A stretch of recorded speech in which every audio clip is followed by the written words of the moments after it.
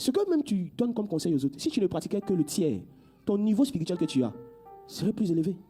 Souvent, vous êtes en train de chercher des choses pour grandir spirituellement, alors que ces choses sont sorties de vos bouches vis-à-vis des autres qui les ont pratiquées et qui ont grandi. Donc, si vous-même vous pratiquez les choses que vous dites aux autres, le niveau spirituel que vous avez là, aujourd'hui, serait meilleur. En fait, j'ai remarqué quelque chose. C'est qu'on a l'impression qu'on est spirituel parce qu'on dit des choses aux autres, tu vois, non, qui marchent dans leur vie. Donc, comme ça marche dans leur vie, ça veut dire que Dieu nous écoute. Non. En fait, les pharisiens, Jésus disait à ses disciples, faites ce qu'ils vous disent. Parce que ce qu'ils disent, c'est une bonne chose pour vous. Mais ne faites pas comme eux. C'est comme ça que plusieurs vont prier pour que d'autres se marient, vont prier pour que d'autres puissent enfanter, vont prier pour que d'autres puissent spirituellement avoir des percées, mais eux-mêmes, ils sont charnels. Donc ça veut dire que Dieu peut utiliser un homme charnel pour fortifier un autre. Vous n'avez pas compris. Je suis en train de te faire comprendre que ce n'est pas parce que tu dis des choses bonnes qui arrivent, tu prophétises des choses qui s'accomplissent.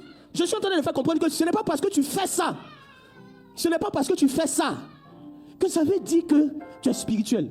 Ce n'est pas parce que tu pries pour des personnes et que ces personnes ont de l'argent que tu es spirituel. La spiritualité ne se mesure pas dans le résultat que tes paroles ont sur la vie d'autrui.